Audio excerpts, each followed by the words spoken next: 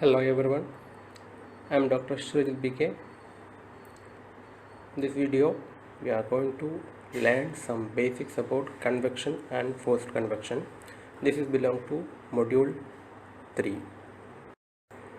In this module 3, actually it's module 3, uh, the main topics that we want to cover are forced convection, the boundary layer theory, velocity and thermal boundary layer, Prandtl number, governing equations, boundary layer assumptions, integral and analytical solution to these equations, then turbulent flow, forced convection over different bodies, internal flow, forced convection cooling and electronic devices, and in the last portion it is for free convection. We'll study laminar and turbulent flows, vertical plates, vertical tubes, horizontal tubes, and some empirical solutions for this problem. So now first we will discuss about the basic concept of convection, then we will study some mechanism and related uh, derivations of forced convection theories. So the objective of this part are understand the physical mechanism of convection and its classification, visualize the development of velocity and thermal boundary layers, gain a working knowledge of the dimensionless Reynolds, Prandtl and Nusselt's number, distinguish between laminar and turbulent flows, and again an understanding of mechanism of momentum and heat transfer in turbulent flow, derive the differential equation that govern convection on the basis of mass, momentum and energy balance, and find the and solve this equation for some simple situations. Non-dimensionalize the convection equation and obtain the functional form of friction and heat transfer coefficient. Use analogies between momentum and heat transfer and determine heat transfer coefficient from the knowledge of frictional coefficient. So far we know that we have three modes of heat transfer: conduction, convection and radiation, and we already studied the basic concept about conduction and radiation. The remaining is convection. If you compare conduction and convection with the radiation, the main difference is in conduction and convection, for the heat transfer purpose it require a medium, and particularly in conduction the medium mostly it will be solid, and in case of convection it will be fluid. But the convection is not only restricted to fluid, the conduction is not only restricted to solids. Conduction can occur even in fluids, which I have previously explained. If the relative motion between the heated surface and the fluid is very low, or if you consider that very local area very near to the heated surface, then the mode of heat transfer without without the bulk movement of fluid will occur in the vicinity of that surface. That is a kind of conduction. So in convection or in fluid, heat transfer is dominated by convection, but there are chances or there are conduction also occurring in fluid heat transfer. But in solids, the heat transfer occur only by conduction. There is no scope for convection. Why? Because the convection occurs by the bulk movement of fluids or the molecules, but we know conduction occurs either by the vibration of electrons or free ions, or the transport of these free electrons. There's a major difference between conduction and convection. In solids, we know all the molecules are bounded to each other by strong van der Waals force of attraction. That means there is no scope for free molecules. So at any cost, the chance of this molecular motion is restricted or not possible. So convection is may not occur in solids. Therefore, conduction in a fluid can be viewed as the limited case of convection corresponding to the case of quiescent fluid. This is which I told, very near to the surface of a hot surface there will be conduction. So in convection, if this one is the hot surface, and over the, if some air or some other kind of fluid is there, and if some heat transfer occurs without molecular movement or fluid movement, then it's called a conduction, but it is a very limited or rare case, and that molecular movement is called convection current. So here you can see some fluid is here over this hot plate, and because of the temperature of hot surface, the temperature will be convected to or transferred to the nearby fluid. Then the molecule will get higher energy. Because of the higher temperature, the fluid, the density of the local fluid will get reduced compared to the other part of the fluid, so it will get raised up, and same way, while it is raised up, the cold molecule will come down and it will come in contact with the hot surface. Again, that way the temperature of that molecule will get reduced, and again it will go up, so that that current or that flow of this bulk molecule will occur here.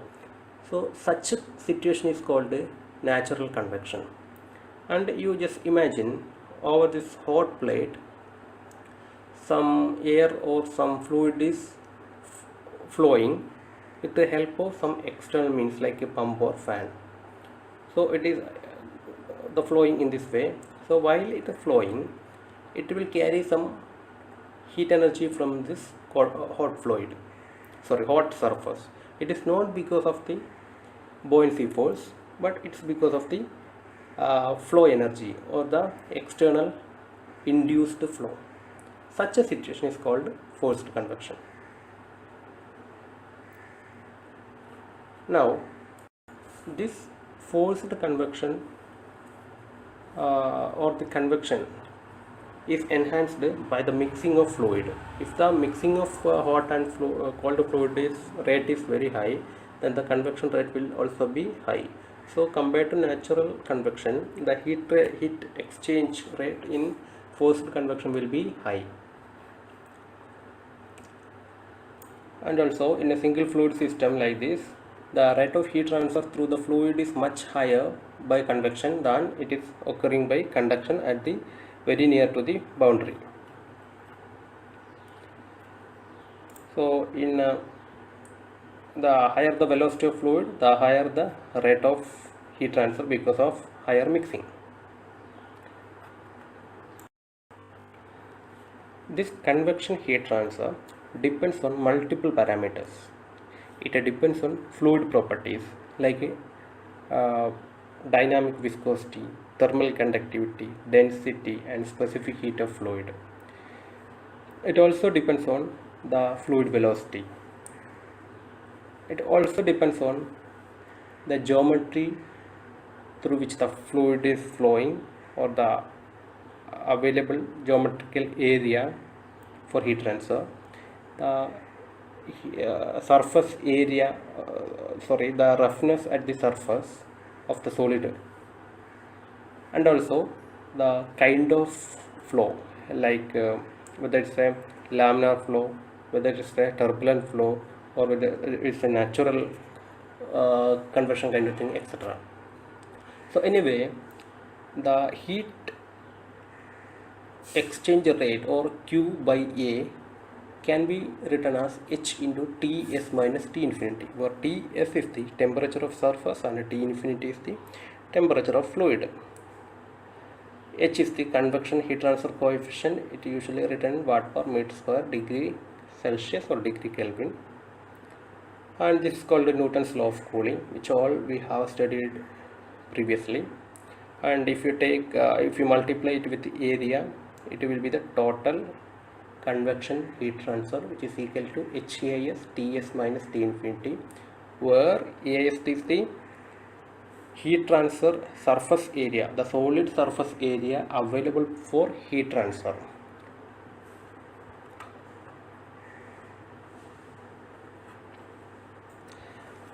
Where H is, I told it is convection heat transfer coefficient, and it can be defined as the rate of heat transfer between a solid surface and a fluid per unit surface area per unit temperature difference. That means H is equal to Q by A in AS into Ts minus T infinity.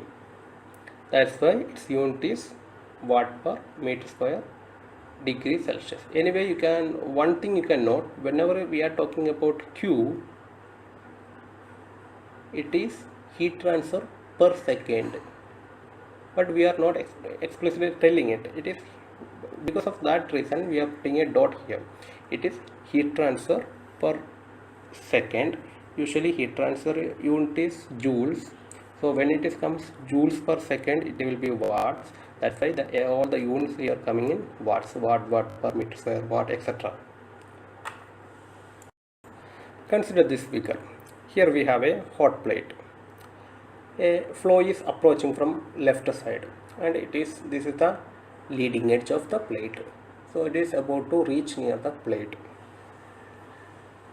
And we know that all the fluids have fluid property called viscosity. It's like a kind of a friction between the fluid layers. That means these are all are streamline representation by the arrowheads. So there exists some frictional resistance between each layer, each fluid layer till here. When that fluid reaches the solid surface, that frictional force will exist between the solid surface as well as this fluid surface. So till here that frictional force is existing between the fluid layers only, but when it reaches over this plate, that frictional force will extend to fluid and plate surface, and such frictional force is due to the viscosity of the fluid. As a result, what happens is, since the frictional coefficient is too high between the fluid and the solid surface compared to the adjacent layer of fluid, there exists a very high frictional force. Because of this very high frictional force, the layer of fluid adjacent to this plate will come to a zero velocity. That means the fluid layer very near to the plate surface will not move, or it will be in a stagnant position. And that condition is called no slip condition, telling that a fluid in direct contact with a solid sticks to the surface due to viscous effect, and there will not be any slip between the fluid layer and the plate. That's why it is called no slip boundary condition. Now, if the flow progress, we know that if you take the surface and the very adjacent layer, frictional force is very high, and compared to this case, since this friction force is always depends on the relative motion of these adjacent layers, before approaching this plate, these layers were moving in a somewhat same velocity. That means the frictional force was not much dominating.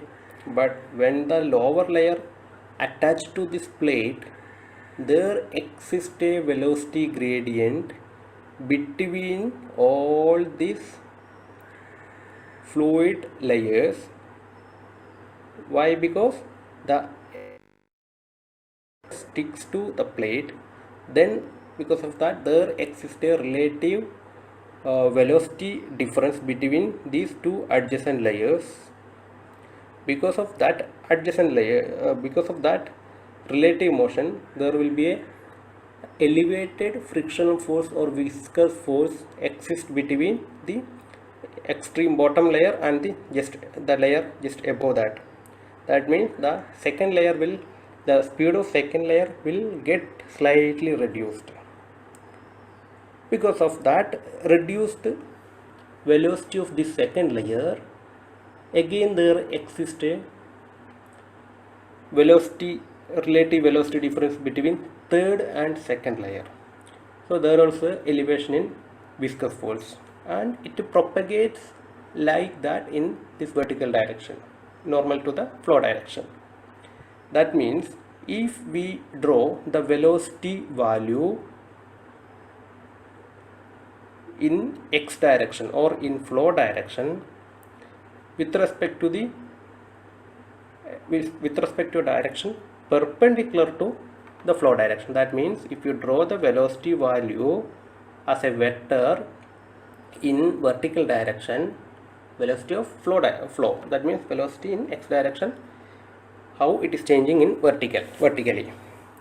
So it will be something like, at the bottom the velocity of fluid is 0, the first layer having a bit of velocity, third layer having slightly higher velocity, fourth layer having even higher velocity, and it goes like that, and beyond certain limit there won't be any appreciable change in relative velocity of adjacent fluid. That means it form a shape something like this, and this velocity gradient representation is called boundary layer. The flow region adjacent to the wall in which the viscous effect and thus the velocity gradient are significant. Here in this figure you can see a blend body, a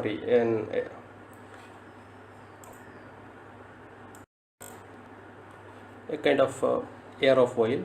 It's a leading edge of an aerofoil. Some flow is coming from left side.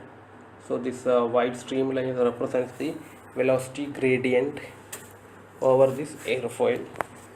So this is called velocity profile.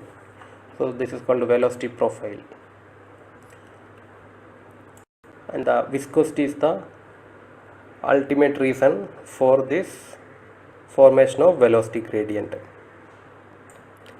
So from the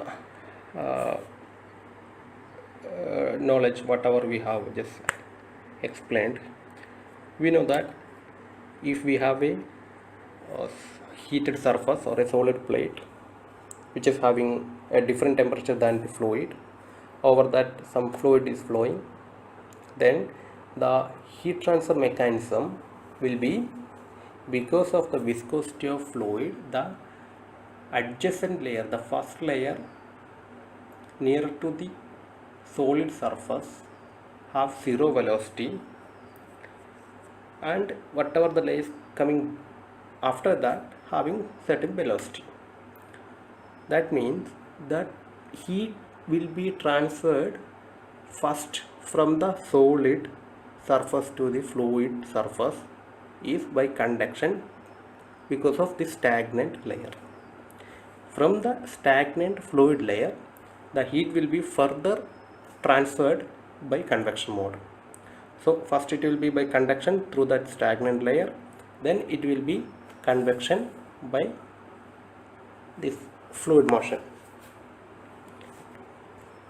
That means at the surface of solid plate, we can tell that whatever heat is conducted through that stagnant fluid is equal to the heat convected from the stagnant fluid to the flowing fluid. That means Q convected can be equated to Q conducted, where Q conducted is equal to minus K dou T by dou Y, where at Y is equal to 0. That means, and Q convected can also be written as H into Ts minus T infinity. So if you equate it, we can write some expression for H as minus K dou T by dou Y at Y is equal to 0 divided by Ts minus T infinity.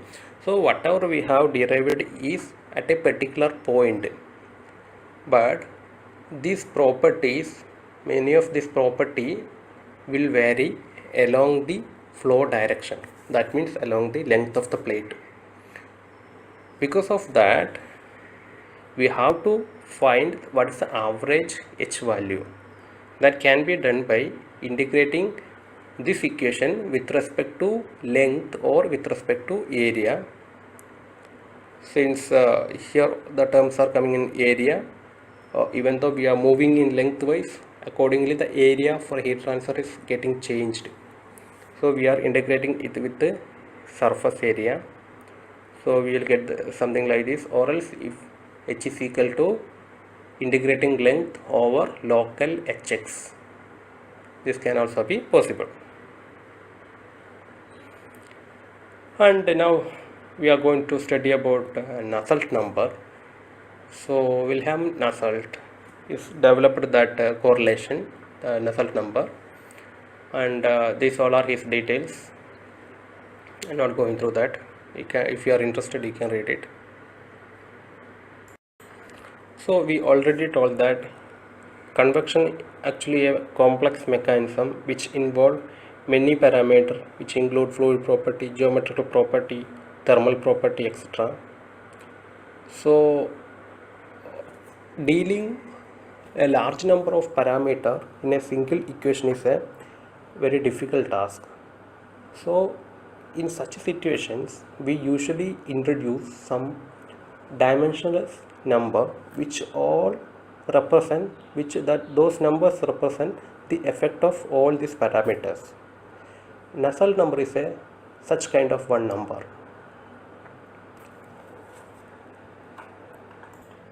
So if you're doing so, the advantage is instead of we are managing a 10 number of variables, if you have this kind of dimensionless number, we can manage with 1 or 2 this kind of numbers. That's the advantage of all dimensionless numbers. So Nusselt number is a dimensionless convection heat transfer coefficient related number. So it is the ratio of heat convected to heat conducted. Heat convected will be H delta T divided by K, and Q conducted will be K delta T by L, where if you consider this figure, some fluid is flowing through this one, or even if it is stagnant, no issue. So it is having upper and lower plates which are in a temperature of T1 and T2. So delta T means the temperature difference between these two plates. So if T2 is higher, definitely heat will flow from T2 to T1 side, and L is the distance between these two plates. So we can write the equation is H delta T by K delta T L, or by cancelling delta T and delta T, it will be H by K, and this Nusselt number is represented as Nu. So Nu is equal to HLC by K, where LC is some kind of characteristic length that we will deal later.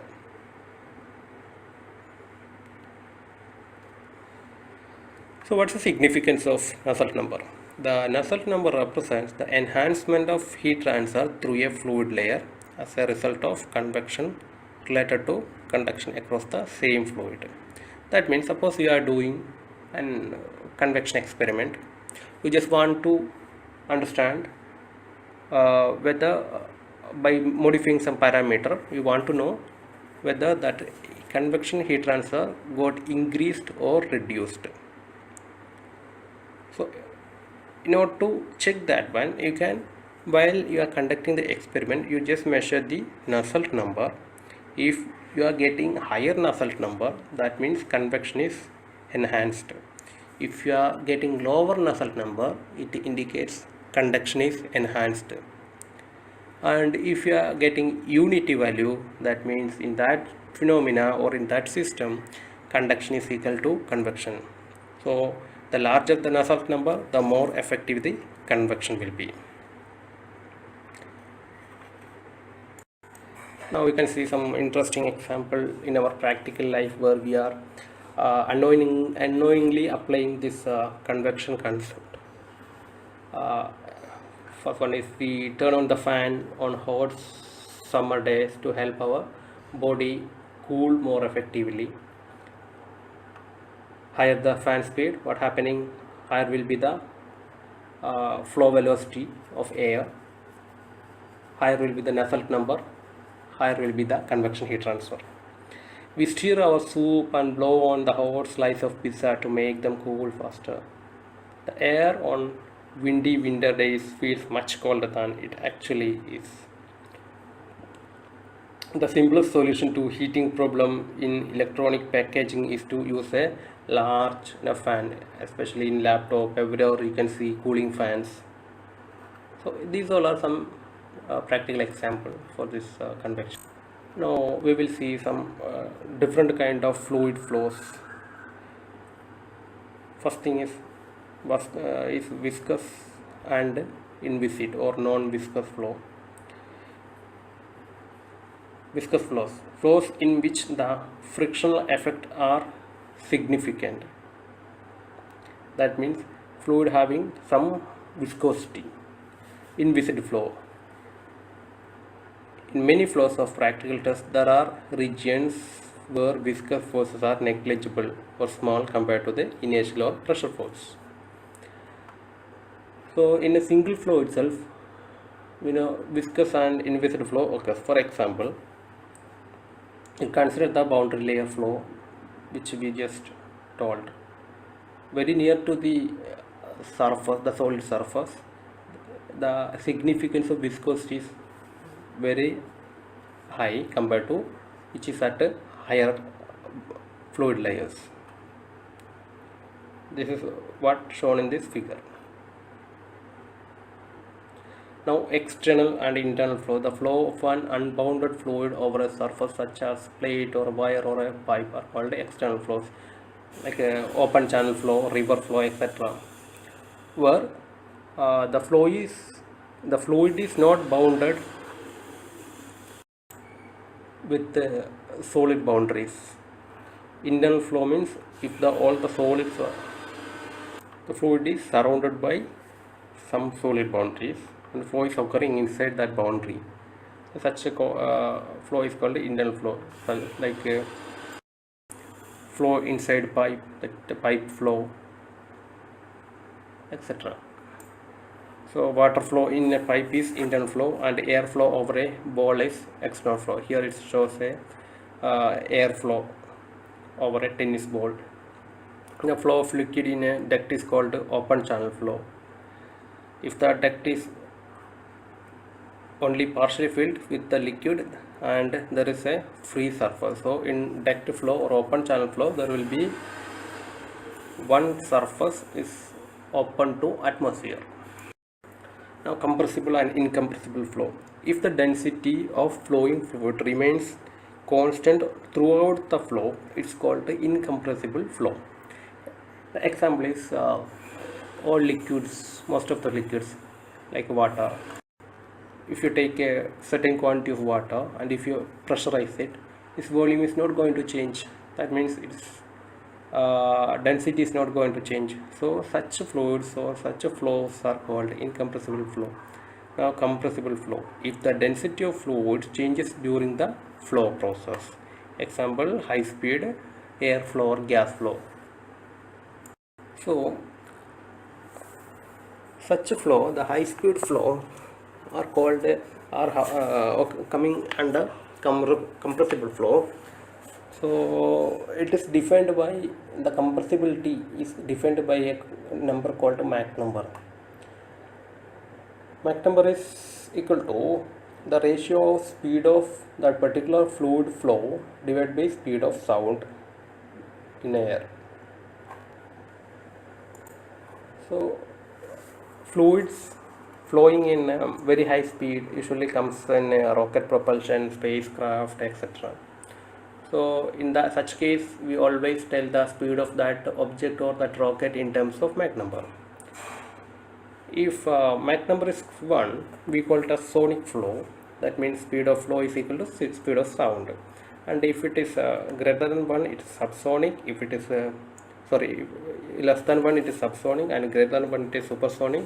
And if it is 2 higher than 1, it is called hypersonic flow. And here the c is the speed of sound, whose value is equal to 346 meter per second in air at room temperature at sea level.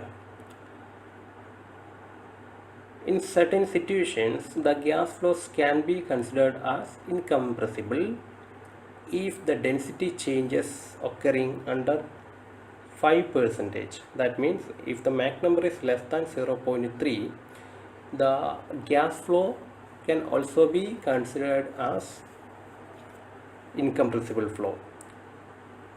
The Mach number less than 0.3 is corresponding to a flow that air temperature of the gas speed of 100 meter per second. So if gas is flowing at a speed less than 100 meter per second, it can be considered as incompressible flow.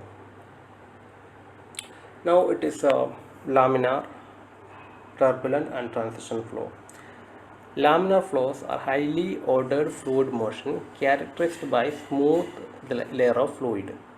The flow of high viscosity fluids such as oil and low velocity is typically comes in laminar flow. That means in laminar flow, all the streamlines or all the layers of fluid are parallel to each other. So even after flowing long distance, these fluids never cross each other or mix each other. Such flows are called laminar flow. Now turbulent flow. These are highly disordered fluid motion that typically occur at a high velocity and is characterized by the velocity fluctuation.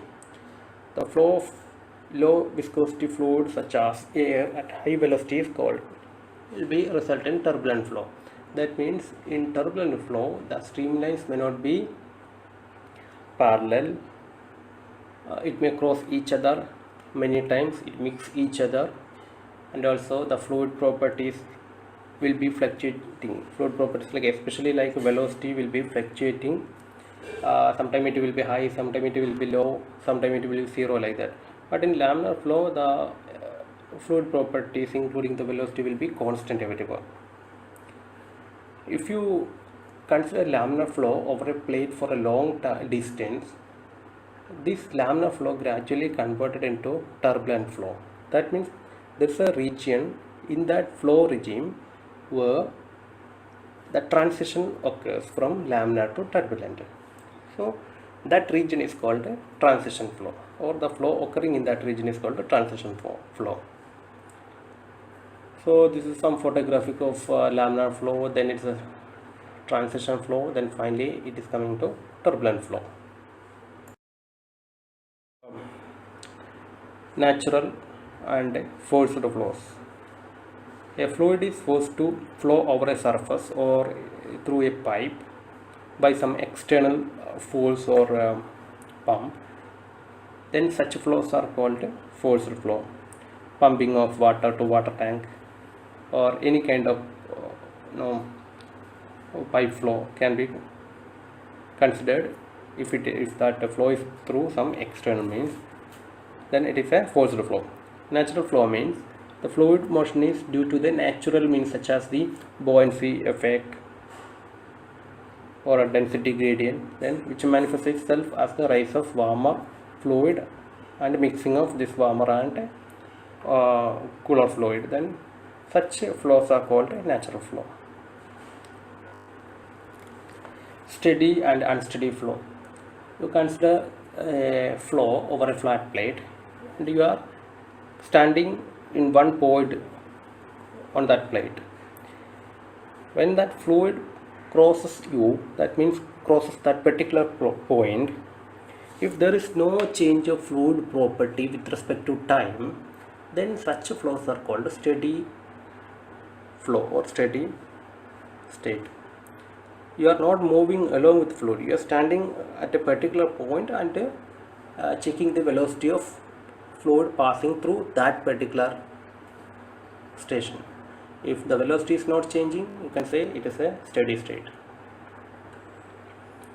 And if the properties are changing, it is called unsteady state.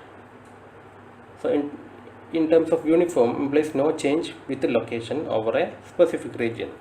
So after steady state, uniform flow. Uniform means in steady state we stand in a point and we check with respect to time. But in uniform, we go along with flow from the beginning to the end and we will check whether the velocity is changing or not. If the velocity is not changing, it's called uniform flow. That means property does not change with the location. And periodic. The term periodic refers to the kind of unsteady flow in which the flow oscillates about the steady mean. That means you have a mean velocity and in a certain fashion or in a certain time interval that velocity is rising to high and coming back to the mean level. Then such kind of flows are called a periodic flow. The flow in turbine, compressor, boiler are considered as steady flow because the time or the time length the system works, and if you compare the time with the variation of fluid properties, it will be very small. So we can assume that the fluid properties are not changing with respect to the system, so it can be considered steady flow. Next is one dimensional, two dimensional and three dimensional flow. Simple, as you know. If you know that usually flow is characterized by the velocity. If the velocity of fluid is changing only in one direction, it is one directional flow. If it is in two direction, it is two dimensional flow, and if it is in a three dimensional, it is a three dimensional flow.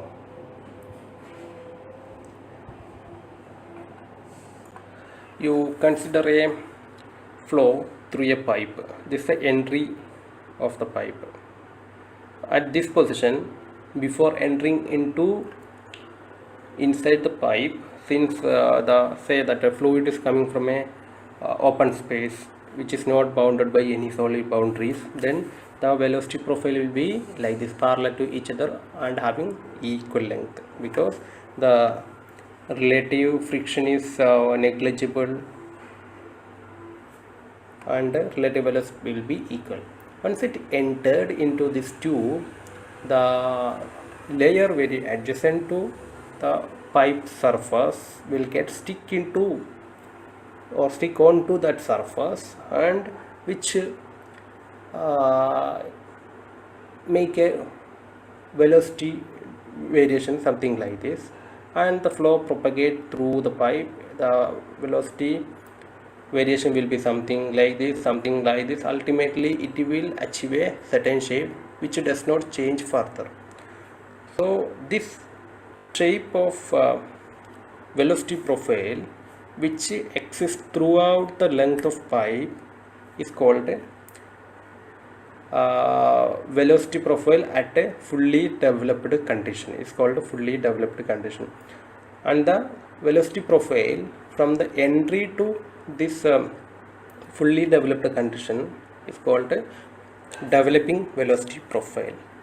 So in developing velocity profile, we can see that the velocity is changing in here it is z direction, and also velocity is changing in r direction, the vertical direction. So up to so inside this developing velocity profile, the flow is two-dimensional. Once it is completely or fully developed, the velocity is not changing in r direction or in vertical direction. That means variation is only in x direction due to the friction or heat, moment and loss, etc.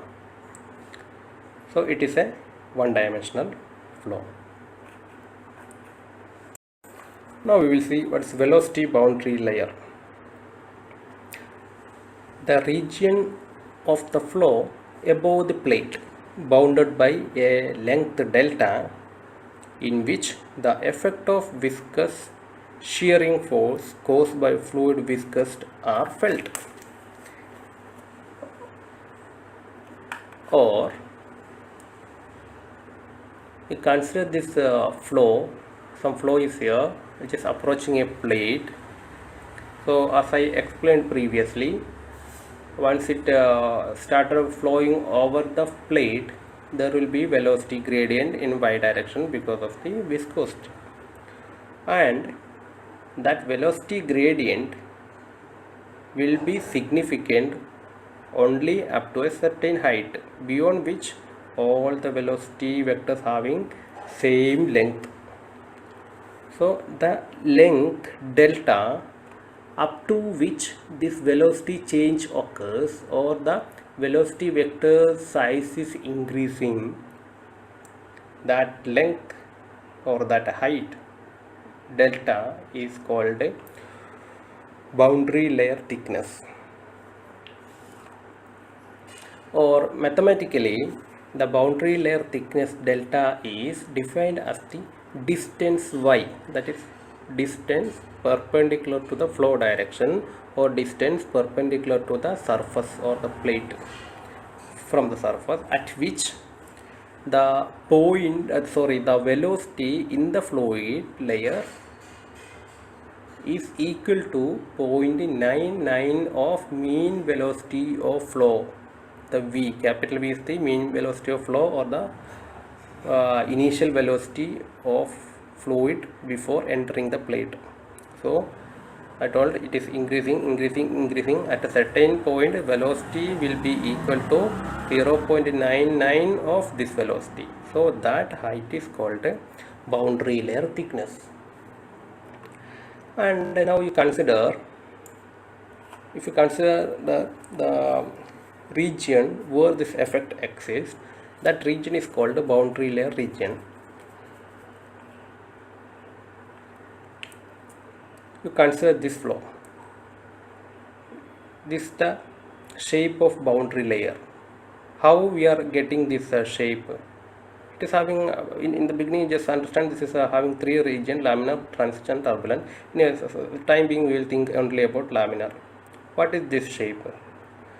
If I start from here, at this point means the entry, just before entering into the that solid plate, the bottom velocity vector having 0.99 v velocity. That means it will start from here. When the flow propagates, what happens is gradually there will be this velocity profile development. So if I draw a velocity profile here, at this point I will get a velocity of fluid is equal to 0.99 v. If I draw here at this boundary, the velocity of that fluid will be 0.99 v. Like this, I will get a profile like this. If this is the plate, this is the profile. That means over this line, at any point, velocity of fluid will be equal to 0.99 of mean fluid. That means I am drawing this kind of profile here etc. So and I am joining this point, delta point, where I am getting 0.91. If I join this point, next point, next point, next point, next point, next point, next point, I'll get this kind of shape. It is having, okay, now we'll see. So the entire flow over this plate is divided into boundary layer flow and flow outside boundary layer flow. So inside this boundary layer, all the flow properties are very much influenced by the frictional force or the viscosity of the fluid. But outside it is not so, it is not much significant. The flow viscosity is not much significant. All the velocity profile, all the velocity vectors are parallel to each other, having equal length. But inside this flow boundary layer, it is not so. Velocity vectors are parallel up to here, but thing is that its lengths are not equal. So since it is divided into two portions, this flow inside this boundary layer can be considered as viscous flow, and the flow outside this boundary layer can be called as inviscid flow or irrotational flow. What is irrotational flow? Irrotational flows are ideal flow which is not affected by viscosity change, or fluid flowing without any frictional effect are called irrotational flow. So this is the boundary layer. So if you consider a flow over this plate, initially it will be in a laminar region, and if flow still continues, it will move to a transition region, then it will move to a turbulent region. So this is the profile in a laminar, transition and turbulent.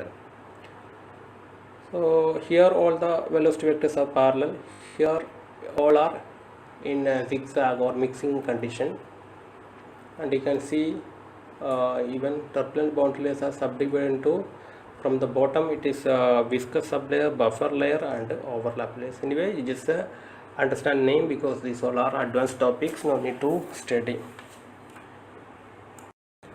Now we will study wall shear stress. So what is shear stress? If some force is applying tangent to a surface, then that tangent force divided by that surface where we applied, that term is called shear stress. So in case of fluid flow, fluid is flowing over flat plate. That means because of friction, this fluid is applying some force over that flat plate. That means some force, frictional force is applying on that plate in a tangent manner. That means there exists some force or some stress called shear stress, and that shear stress is proportional to the velocity gradient in y direction, from the starting from the base from the surface of the plate. That means that shear force, especially y is equal to 0 means it is nearly within the boundary layer. So it's equal to, is proportional to dou u by dou y, and that proportionality can be made equality by including a parameter called mu, where mu is the dynamic viscosity. Its unit is kilogram per meter second or Newton second per meter square in SI unit, or Pascal second, which is equal to 10 poise, and also 1 poise is equal to 0.1 Pascal in the reverse way.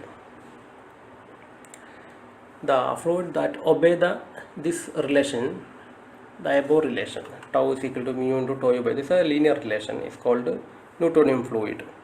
And most of the fluid, including water, air, gasoline, etc., all are coming under Newtonian fluid only. And blood, liquid, plastic are example for Newtonian fluid. And there are even more classification of fluid based on this property. Now we have to study only Newtonian and non-Newtonian. This graph shows the variation of viscosity with respect to temperature in case of a gas and a liquid. The viscosity of liquid increases and the viscosity of gases decreases, and the viscosity of gases increases with the temperature. We know that kinematic viscosity is equal to dynamic viscosity divided by density, and the unit of kinematic viscosity is meter per second or Stokes. 1 Stokes is equal to 1 centimeter square per second, which is equal to 0.001 meter square per second. The viscosity of fluid is a measure of its resistance to deformation, and is a strong function of temperature. The shear stress can also be represented in terms of a surface skin friction factor CF, which is equal to tau W is equal to CF into rho V square by 2, where CF is the friction coefficient or skin friction coefficient, and this force, that net force from this equation can be calculated by multiplying with the area of surface area of the plate. So CF into AS into rho V square by 2. The friction coefficient is an important parameter in heat transfer study, since it is directly related to the heat transfer coefficient and the power required for the pump or fan. So ultimately, suppose you consider our refrigerator condenser. In refrigerator conductor we have condenser. While we are designing, we actually are designing for two parameters. One is for heat transfer from the entry to exit. When the fluid flows, the refrigerant flows, we need a certain quantity of heat need to be rejected. And second designing parameter is the required pumping power. So all these parameters depends mainly on the skin friction coefficient of that tubings. So that's why this CF is very much important in convection flows. This table shows the dynamic viscosity of some fluids. You know that our water is somewhere here. Yeah, water is here. Gasoline, engine oil, glycerin, engine oil, etc. having higher viscosity, whereas air, hydrogen having lower viscosity than water. Next we will see what is thermal boundary layer. Similar to velocity boundary layer, where velocity variation occurs when some fluid is start flowing over a flat plate. Similar to that, if we have a hot plate, hot surface over which some fluid is going to start flowing. So from the beginning to end, from the beginning to the flow direction, there will be variation of heat transfer from hot surface to cold surface. So that variation is represented by thermal boundary layer. We'll see how it is represented. The thermal boundary layer, the flow region over the surface in which temperature variation in the direction normal to the surface is significant.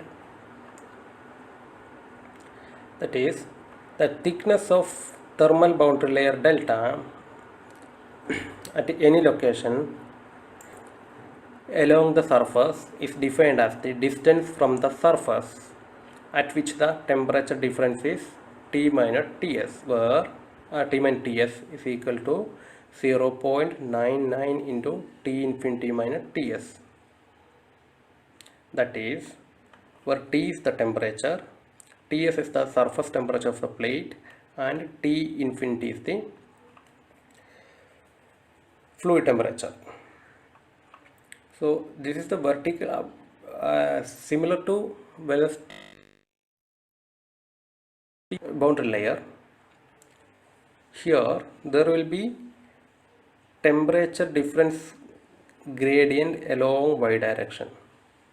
So at a certain point, the temperature difference, the temperature of this point T minus this surface temperature is equal to the temperature of fluid, the mean temperature T infinity minus this Ts into 0.99. So that vertical distance is called thermal boundary layer thickness, And if you draw this kind of profile at each length, at a different length in a flow direction, you will get this kind of point. The locus of such points, if you draw, you will get a profile something like velocity boundary layer. So that profile is called a thermal boundary layer, inside which there will be a huge variation in temperature of fluid and surface compared to that difference in the incoming fluid or the mean flow. The thickness of thermal boundary layer increases in the flow direction since the effect of heat transfer are felt at a greater distance from the surface further down. The shape of the temperature profile in the thermal boundary